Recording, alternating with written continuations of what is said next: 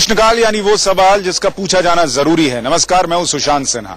एक बाजार में हम और यहां पर जो खरीदारी के लिए आए हैं उनका अपना एक बजट है, जो सामान बेच रहे हैं, मुनाफा कमा रहे हैं, वो भी अपने बजट की चिंता कर रहे हैं कि कितना कमाएं ताकि घर चल सके। लेकिन आज हम इनके बजट की नहीं, सीधे तौर पर देश के बजट की बात करेंगे, जिसमें अमूमन हम करते ये थे कि दो तीन चीजों पर नजर होती थी। एक तो कि कौन सी चीज कितनी महंगी होगी या सस्ती होगी, इस पर हमारी नजर होती थी। लेकिन जब से जीएसटी आया है, जीएसटी काउंसिल जो है वो अब दरें तय करती है, तो इसलिए सस्ता महंगा जो है वो आपको इस बजट में दिखेगा नहीं, मिलेगा नहीं। तो वो तो बहुत हद तक दूर हो गया। दूसरी बड़ी बात जो हम देखा करते थे वो कि रेल बजट में आपके लिए कौन सा ट्रेन जो है आपके इलाके में आने वाली है, नहीं आने वाली है। सरकार पहले ही कह चुकी है कि वो नए ट्रेनों की घोषणा नहीं करने जा रही, जिसका मतलब ये है कि वहां से भी आपके हाथ कुछ नहीं लगेगा। तीसरी चीज जिस पर सबकी नजर होती थी वो ये कि आप जो टैक्स भरते हैं उसमें आपको, आम आदमी को, मिडिल क्लास को कोई छूट मिलेगी या नहीं। चूंकि ये बजट जो है वो मोदी सरकार का आखिरी पूर्ण बजट था, तो बहुत लोगों को उम्मीद थी कि शायद वहां कुछ राहत मिल जाएगी, छूट सीमा जो है वो बढ़कर 3 लाख या 5 लाख हो सकती है। लेकिन इस बार ऐसा कुछ भी नहीं हुआ। कोई भी कर छूट की सीमा में बढ़ोतरी नहीं हुई है, जिससे मिडिल क्लास को बड़ी निराशा है। एक चीज जरूर हुई है, और वो एक चीज ये हुई है कि एक मुश्त 40,000 रुपए की छूट दे दी गई है। अब उसको आपको समझना पड़ेगा वो होगा कैसे। ये ऐसे होगा कि अगर आपकी सैलरी मान लीजिए कि 5 लाख रुपए सालाना है, मतलब महीने का करीब 42,000 रुपए आप कमाते हैं, तो 2.5 लाख पर तो पहले से ही कोई टैक्स नहीं था। अब बचा 2.5 लाख रुपए, और इसमें से सरकार ने किया यह है कि वो मेडिकल मद से 15,000 और ट्रैवल अलाउंस के करीब 19,000 रुपए हटा लिए, और एक मुश्त 40,000 सैलरी क्लास के लिए माफ कर दिया। यानी अब करीब 5,600 रुपए बचते हैं, जिसका मतलब यह है कि महीने में आप कम से कम 175 रुपए बचा पाएंगे। अब महीने में से 175 रुपए से क्या होता है भाई? अब 175 रुपए में क्या हो सकता है सोचिए। सरकार जो कर रही है वो आपको अगर हजम नहीं हो रहा, तो यहाँ पर हाजमे की बहुत सारी चीजें हैं जो आप खरीद सकते हैं। तो ये सौंफ, इलायची, ये सब कितने का आता है? 170 का। 170 रुपया। हाँ जी। तो मतलब जो 175 रुपया आप बचाइएगा सरकार की कृपा से, उसमें से 170 रुपए का आप ये सौंफ और चूरन खरीद सकते हैं। इसको घर बैठ के फांकिएगा। अगर 175 रुपए की बचत सुनकर आपका खून सूख रहा है, सरकार पर गुस्सा आ रहा है, तो वो खून आप जूस पी के बढ़ा सकते हैं। उसके लिए आपको क्या मिलेगा 175 रुपए में? अगर आप देखिएगा, तमाम शेक जो पीजिएगा वो 50 रुपए का ग्लास है। मतलब पूरे परिवार के साथ आके पीजिएगा, और 4 लोगों का परिवार है तो 3 लोग फुल ग्लास पियेंगे, एक बेचारा आधा ही ग्लास पिएगा। तो 175 रुपए में आप जूस पी सकते हैं। थोड़ा बहुत खून बढ़ा लीजिएगा। अगर आप उन लोगों में से हैं जो सोच रहे हैं कि 175 रुपया हर महीने बचाकर बीवी के लिए कुछ खरीद कर ले जाएंगे और उसको खुश कर देंगे, तो इनमें से कोई सलवार सूट 175 रुपए का है क्या भैया? नहीं आएगा सर, कोई भी नहीं आएगा। 175 रुपए में कोई नहीं आएगा? कुछ भी नहीं आएगा। कुछ तो आता होगा इसमें से सर। लेगिंग मिलेगी नीचे की, सिर्फ लेगिंग मिलेगी, तो ऊपर अगले महीने खरीदना पड़ेगा। वो अगले महीने खरीदना पड़ेगा सर।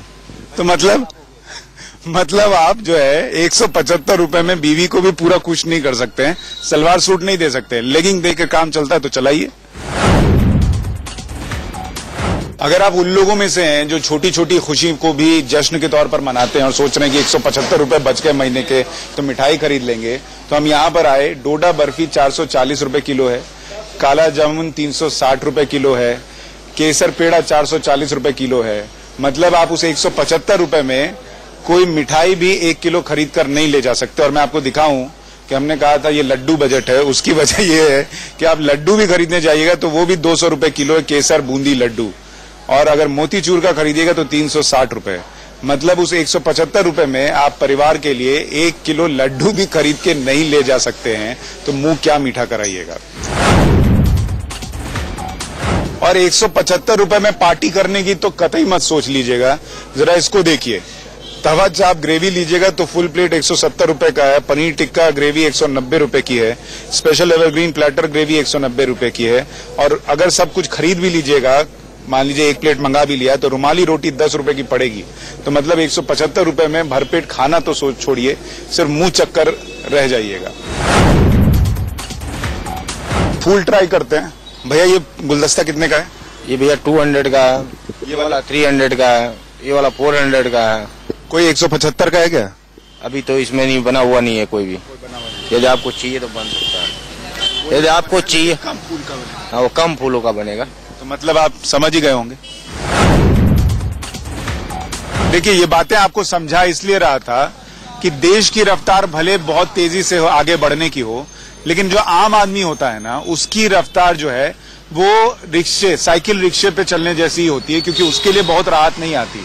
तो जैसे मैं आपको समझा रहा था कि अगर आप इसको ऐसे समझिए कि पहले आपको ट्रांसपोर्ट के नाम पर, मेडिकल के नाम पर कुछ छूट मिल जाती थी, अब उसको खत्म कर दिया और जो 40,000 का स्टैंडर्ड डिडक्शन कर दिया गया, उसमें आपको कोई बहुत बड़ी राहत नहीं मिलेगी। अलग से सेस भी लग गया है, तो जो 10 लाख से ज्यादा कमाने वाले हैं या 10 लाख कमाने वाले हैं, उनको तो आप यकीन मानिए कि उस सेस की वजह से 100 रुपए से भी कम का फायदा होगा। वेतनभोगी के लिए जो 40,000 रुपये की स्टैंडर्डाइजेशन की घोषणा की, उसका कोई खास बेनिफिट वेतनभोगी को नहीं मिलने वाला है। उसका मेन बेनिफिट पेंशनभोगी को मिलने वाला है, जिसका इनकम पेंशन से होता है। तो ये स्थिति बनती है इस देश में कि आप आम आदमी होकर भी देश में, देश की बढ़ोतरी में तमाम योगदान देने की कोशिश करते हैं, लेकिन सरकारें आपके लिए सोचती हैं क्या? ये बहुत बड़ा सवाल है।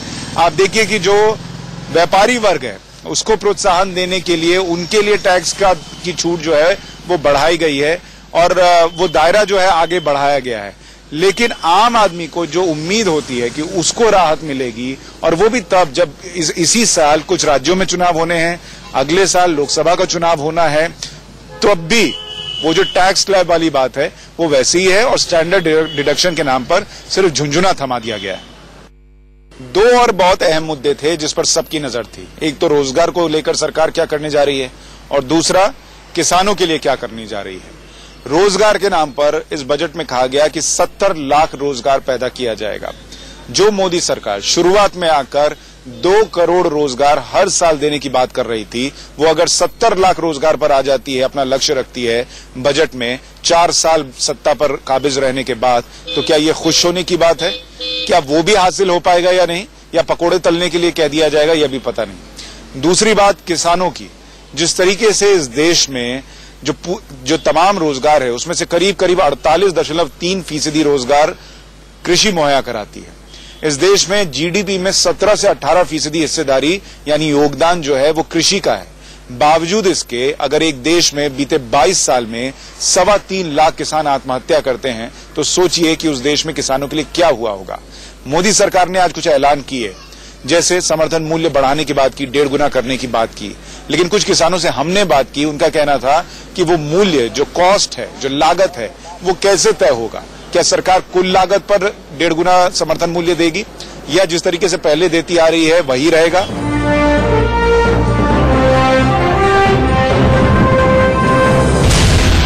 किसानों को फसल की लागत का 1.5 गुना कौन देगा? इस सवाल का जवाब समझने के लिए जरूरी है कि आप सुनिए कि बजट में इसे लेकर कहा क्या गया, और बजट के बाद इस पर मोदी और शाह क्या कह रहे हैं। संबंधित वहां के उत्पादों कृषि को लाभदायी बनाने के लिए किसान भाइयों को उनकी लागत, उत्पादन की लागत से कम 50% से अधिक अर्थात लागत से 1.5 गुना दाम मिले। अब देश के अलग अलग जिलों में कृषि से संबंधित वहां के उत्पादों को ध्यान में रखते हुए कृषि क्लस्टर अप्रोच के साथ हम काम करने की दिशा में आगे बढ़ना चाहते हैं। इस बजट के बाद जब कभी भी समर्थन मूल्य की घोषणा होगी, वो लागत मूल्य से 1.5 गुना समर्थन मूल्य घोषित किया जाएगा। 1.5 गुना दाम को सैद्धांतिक तौर पर माना गया, सरकार ने मान लिया, लेकिन इसे मिलने में 2 बड़े पेच हैं। पहला पेच है बढ़ी हुई कीमत देगा कौन, केंद्र सरकार या राज्य सरकार, और दूसरा पेच है A2 और C2 का चक्कर। अब दोनों मामलों को बारी बारी से समझिए। किसानों को लागत का 1.5 गुना कौन देगा? किसान फसल उपजा लेंगे, उसके बाद उसे मंडी में लेकर पहुंचेंगे, मान लीजिए कि फैजाबाद में रहने वाले सुधीर ने 10 क्विंटल चना उपजाया, मंडी लेकर उसे बेचने पहुंचा। चने की कीमत मंडी में 1200 रुपए प्रति क्विंटल है, जबकि समर्थन मूल्य सरकार ने 1700 रुपए प्रति क्विंटल घोषित कर रखी है। सुधीर को प्रति क्विंटल 500 रुपए का घाटा हुआ। अब वो क्या करेगा? सरकार उसके सामने 2 ऑप्शन रखने जा रही है। पहला ये कि सुधीर को जो 500 रुपए प्रति क्विंटल घाटा हुआ वो उसे मिल जाए, नहीं तो सुधीर अपना माल सरकार की उस मंडी में बेचे जहां एमएसपी पर माल खरीद लिया जाएगा। अब इसमें झोल यह है कि सरकार ने सब कुछ माना, लेकिन सैद्धांतिक तौर पर कागज पर कुछ नहीं। सुधीर को जो 500 रुपए प्रति क्विंटल घाटा हुआ वो कौन देगा? दिल्ली सरकार या यूपी सरकार? ये तय नहीं, लेकिन सरकार ने कह दिया कि ऐसा फैसला है जिससे किसानों की आय दोगुनी करने में मदद मिलेगी। यह ऐतिहासिक निर्णय किसान भाइयों की आय दुगनी करने की दिशा में एक महत्वपूर्ण कदम साबित होगा। फसल का 1.5 गुना मिलेगा, उसमें A2 C2 का भी चक्कर है। वो क्या है? इसे ऐसे समझिए कि सुधीर को 1 क्विंटल चना उपजाने पर खर्च आता है 500 रुपए, लेकिन सरकार मानकर चल रही है 300 रुपए। लेकिन क्यों? क्योंकि सरकार सुधीर की लागत को A2 कैटेगरी में रख रही है। मतलब जब फसल लगाए तब कितनी लागत आई, इस हिसाब से 300 रुपए की ही लागत बैठती है, जबकि चना तैयार करने में खेत की जुताई, फिर बुआई, फिर सिंचाई और फिर निराई, फिर उसे मार्केट तक पहुंचाना, यहां तक का खर्च है, जिसे C2 कैटेगरी माना जाता है। अब 1.5 गुनी लागत का पूरा मामला A2 C2 में फंसा है। किसानों के हक की आवाज उठाने वाले योगेंद्र यादव क्या कहते हैं, जरा उसे सुनिए। बेहद निराश हूं। 6 महीने से किसान सड़क पे, गोलियां चल रही हैं, आत्महत्या हो रही है। सारे देश का किसान क्या मांग रहा है? 2 चीज। फसल का पूरा दाम दो, जो आपने वायदा किया था वो कर दो, और ऋण से मुक्त करो। ज्यादा तो नहीं मांग रहा। उम्मीद बन गई थी, पिछले आप ही लोग पिछले महीने भर से कह रहे थे कि बड़ा किसान समर्थक आने वाला है, किसान का बड़ा होगा, लेकिन अंत में क्या निकला? आपका हर बिल अब बढ़ जाएगा। बजट में ये भी एक बारीक झोल है। सरकार ने क्या किया है कि सेस को बढ़ाकर 4% कर दिया है। पहले ये 3% था। सेस मतलब ऐसा टैक्स जो स्वास्थ्य शिक्षा की बेहतरी के लिए सरकार सर्विस वाले बिल पर वसूलती है। सेस बढ़ने के साथ ही आपका मोबाइल बिल, खाने का बिल, नेट का बिल, केबल का बिल, पार्लर का बिल, कमोबेश हर तरह का बिल बढ़ जाएगा। कहां 2 करोड़ रोजगार दे रहे थे, अब 70 लाख की बात। मोदी सरकार ने सालाना 2 करोड़ युवाओं को रोजगार देने का भरोसा दिलाया था, लेकिन अब चौथे साल में आकर सरकार 70 लाख रोजगार की बात कर रही है। ये अपने आप में कॉन्ट्राडिक्टरी है। पूर्व वित्त मंत्री चिदम्बरम कह रहे हैं कि मोदी सरकार 2014 में जो कह रही थी आज भी वही कह रही है। And I certainly don't find anything in the budget which leads me to believe that farm income will be doubled. For 4 years the real income has been constant. How will it double suddenly? And what is provided in this budget, I want to ask. What is provided? Show me anything which amounts to a provision. They've said it for 4 years. They will say it for another 12 months. What is new about it? इसके अलावा भी कई loop holes हैं, जैसे medical college खुलेंगे, उसके लिए faculty कहां से आएंगे, कॉलेज खुलने से सीधे रोजगार कैसे बढ़ेगा, इसी तरह की कई और बातें। ऐसा भी नहीं कह सकते कि बजट में कुछ है ही नहीं, बहुत कुछ अच्छा भी है। ग्रामीण इलाकों में इंफ्रास्ट्रक्चर बढ़ाने के लिए कई लाख करोड़ खर्च करने की बात है, बिजली पहुंचाने की बात है उन इलाकों में जहां बिजली आज तक नहीं पहुंची है, चूल्हा पहुंचाने की बात है, स्वास्थ्य सेवाएं बेहतर करने की बात है, 10 करोड़ परिवारों को स्वास्थ्य सेवा देने की बात है, 5 लाख रुपए सालाना सरकार उनके लिए खर्च करेगी। तो बहुत कुछ अच्छा भी है, लेकिन साथ में सवाल जीवन में बेहतरी के तौर पर नजर आ पाएगा। प्रश्नकाल में आज के लिए इतना ही। नमस्कार।